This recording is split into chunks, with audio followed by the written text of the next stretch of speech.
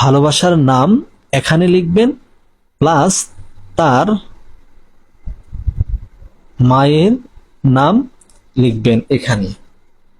এরপর আপনার নাম লিখবেন, নিজের নাম প্লাস মায়ের নাম। মায়ের নাম আপনি এখানে লিখবেন। জাস্ট এই কথাটুকু, আপনি এই লেখাটুকু লিখবেন। আর এই আমলটি আপনারা কিন্তু সপ্তাহের যে কোনো দিন করতে পারবেন না। একটা দিন তারিখ এখানে অবশ্যই আছে, সেই দিন তারিখ আপনাকে ফলো করতে হবে। তো কোন দিন লিখতে পারবেন আর কোন দিন লিখতে পারবেন না আমি সব কিছু বলে দিচ্ছি। ধৈর্যের সাথে যদি বাকি অংশটুকু দেখেন তাহলে বুঝতে পারবেন। বন্ধুরা, এই আমলটি করার জন্য এবং পরিপূর্ণভাবে সাকসেস হওয়ার জন্য চ্যানেলটি সাবস্ক্রাইব করুন এবং ভিডিওটি শেয়ার করে প্রচার করুন। আপনাকে এজাজত দেওয়া হবে রুহানি ভাবে।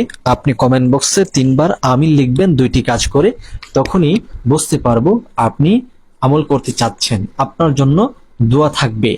আর যারা সাবস্ক্রাইব এবং চ্যানেলের ভিডিও শেয়ার করবেন না, তারা যদি কাজ করতে চান, ইজাজত রুহানি ভাবে যাবে না এবং আপনি আমল করলে কোনো লাভ হবে না।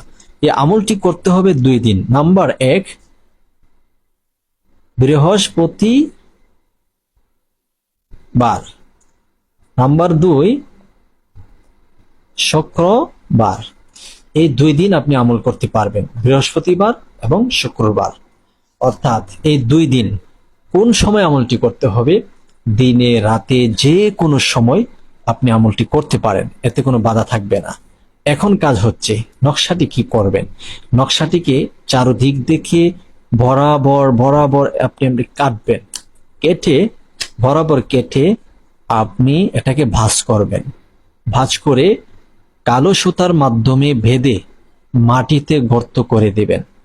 যদি সেই রকম মাটি আপনার কাছে না থাকে, অনেক ভাই প্রবাসে থাকেন, যেমন সৌদি আরব থাকেন, এখানে সহজে আপনি মাটি পান না, মরুভূমির মধ্যে শুধু বালু আর বালু, অথবা ইট পাথর এরকম আপনি দেখতে পান। বালু আপনার চোখে খুব কম পড়ে। সেক্ষেত্রে অনেকে কমেন্ট করেন, ভাই আমি তো প্রবাসে আছি, আমার কাছে তো মাটি নাই, কি করব?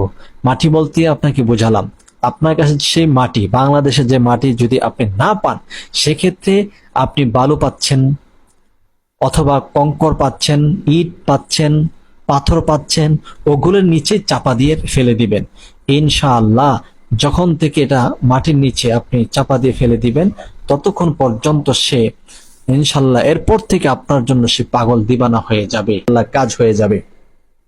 এতক্ষণ পর্যন্ত যারা নকশাটি দেখেছেন, এবং এভাবেই আপনারা নকশাটি লিখবেন, লিখে মাটিতে দাফন করবেন, না হয় পানির স্রোতে ফেলে দিবেন, ইনশাআল্লাহ কার্যকরী হয়ে যাবে।